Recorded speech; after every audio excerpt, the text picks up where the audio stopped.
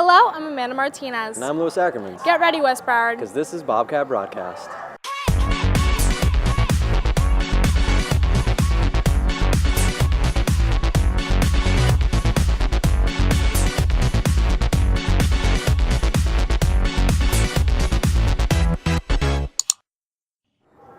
With the start of the new year, Bobcat Broadcast has come back, ready to give you the scoop on all that's happening in South Florida. Although the show has been gone for quite a while, it's back and better than ever before. On today's show, we will be taking a look at how West Broward's own Hispanic Festival turned out, what a local nursery utilizes to promote the arts as well as agriculture, why the city of Miramar established a Christmas gift-giving exchange for those less fortunate than us, and much more. Flamingo Road Nursery is a garden center that works to educate and sell its products in order to help each of their visitors obtain a fine way of life. By educating visitors, creating fantastic artwork, organizing seasonal festivities, and selling produce, Flamingo Road Nursery creates a warm and comfortable environment for those interested in the beauty of nature and farming. Daisy DeLeon has more information. The Flamingo Road Nursery is South Florida's very own 5-acre nursery offering things such as exotic plants, fountains, and holiday events. I'm a cashier and I've recently been moved out to the west side, which is where all the good plants are, and help customers. Because I love to be outside. I cannot stand to be indoors, basically. And I like to hustle and work as a team. Flamingo Road Nursery is a place for those who share the same passion of nature. Gretchen Mendez works solely on her interest in nature.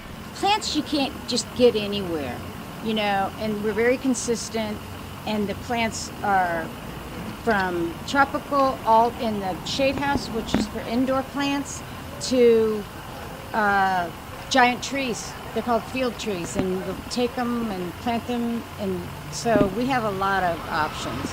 The nursery welcomes friends and family to learn about flora, enjoy the fresh produce, and make purchases to create your own nursery in the comfort of your home. For Bobcat Broadcast, I'm Daisy DeLeon. Every year, the city of Miramar designates January 16th to celebrate the extensive and successful life of Dr. Martin Luther King Jr. After a grand parade, it all amounts to a good time. Louis Ackermans has the story.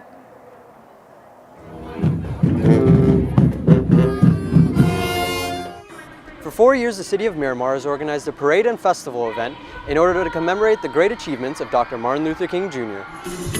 Good afternoon, everyone. I'm asking all elected officials to please come to the stage. Well, it started a little over 3 years ago, and there was no MLK observations in the city of Miramar other than a proclamation.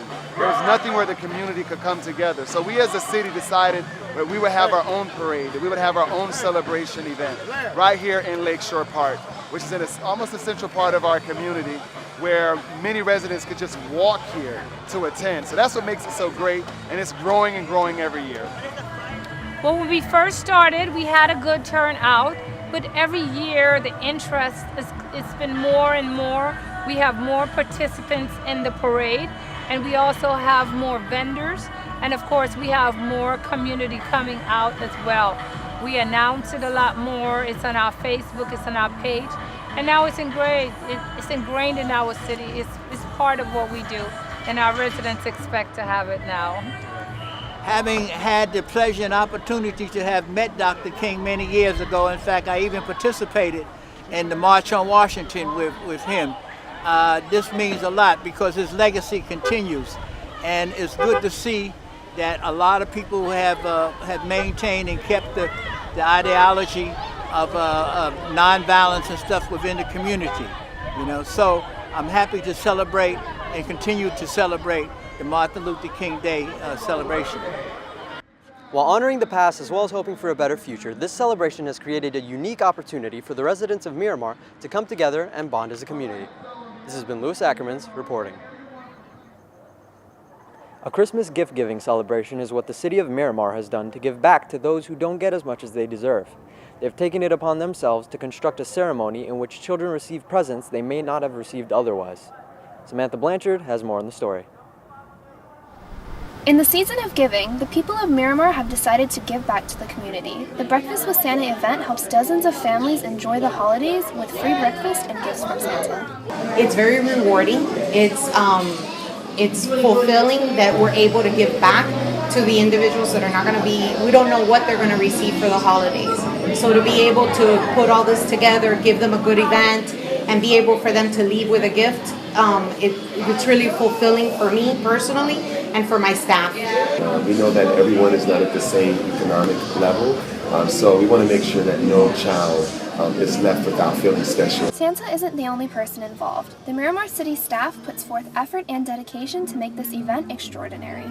I'm a city commissioner, also serving as vice mayor for 1 year, so I'm very blessed to be in this position to affect changes in people's life and to make decisions for the community of Miramar. Making the holidays easier for families in need, the people in Miramar are grateful for this event. This has been Samantha Blanchard for Bobcat Broadcast. Now that we've seen a bit of what's going on in South Florida, it's time for a commercial break. When we return, we'll learn about the unfortunate reality for abandoned animals in America And what West Broward's yearly Hispanic Festival has to offer. We'll be right back.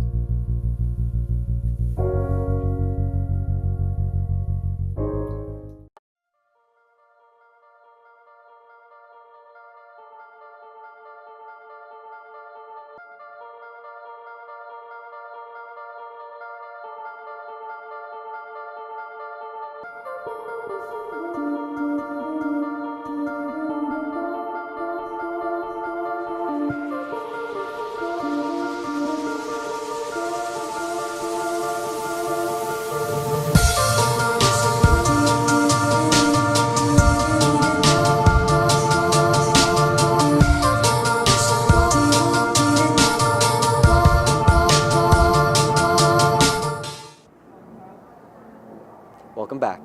For 8 years, West Broward has hosted its very own Hispanic Festival, but what makes this event so special is that it gathers restaurants, clubs, and businesses from all over Broward County to exemplify the diversity that South Florida has to offer. Tatiana Wilson has more on this celebration. Suavemente, bésame, que quiero sentir tus labios besándome otra vez.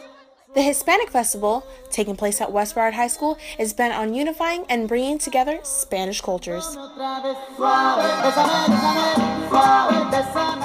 in the United States, I haven't seen something like this, something like with Latin music, the food that I haven't seen like for like months since I come here, like all the people, the dancing, all those things. I think that represents a lot our culture, and that represents that we are not only party and loud and all those things. Like we have these special things, like it's with family, with friends. It's only to like be together, all of us.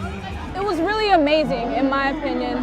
I was so, like, there's so many different cultures all packed into one small festival, and it's just so amazing to be able to, you know, see the different cultural values that people have. You know, people are out here screaming, you know. The festival also shines a light on other clubs West Broward has to offer. Our booth is Spain, and we're selling churros, to raise money for the class of 2018 for senior year. Well, I'm from Belize in Haiti, and I think it's amazing that they're doing this event because it brings all different cultures together. Well, we have people in the club that have like people working in those places. We have people that maybe some of them are owners of the restaurants, and then people that always go and eat there, so they go and ask for help. We use it like newspapers, social media, and all those things to like kind of reunite all here. Known for being a melting pot, South Florida is one of the most diversified places with its multitude of faces. It's not hard to think you won't fit right in. For Bobcat Broadcast, I'm Tatiana Wilson. For years and years, dogs have served as man's best friend and are one of the most popular choices for pets in America. However, many owners forget to consider the amount of responsibility and discipline that goes into taking care of a living, breathing animal. Today, there are millions of dogs that have been abandoned and forgotten due to the poor judgments of their owners. Maria McCormick has more on the topic. According to DoSomething.org, 1 out of 10 dogs born will find a permanent home. When people adopt a dog, they often don't take into consideration the amount of work that coincides with owning one. Each year, approximately 2.7 million cats and dogs are euthanized due to the fact that shelters are overcrowded and there aren't enough adoptive homes. The ratio of incoming dogs to dogs that are adopted don't balance out, as the number of new dogs highly exceeds the amount that find a new home. A few reasons that dogs are abandoned include cost, the fact that the owner's residency doesn't allow pets, and allergies. The total first-year cost of owning a dog is $1,270, and other factors can lead to the expenses being even higher, something any person seeking to adopt a pet should know. Finding out if where you reside or plan to reside allows pets can also avoid potential problems. There are many preliminary precautions that can be taken to avoid dogs ending up in a shelter. Just because your dog isn't the same cute little puppy it was the first month you owned it doesn't mean you can give it up. Potential dog owners should also do their research and determine if they're financially, physically, and mentally able to take responsibility for another life. This has been Maria McCormick reporting for Bobcat Broadcast.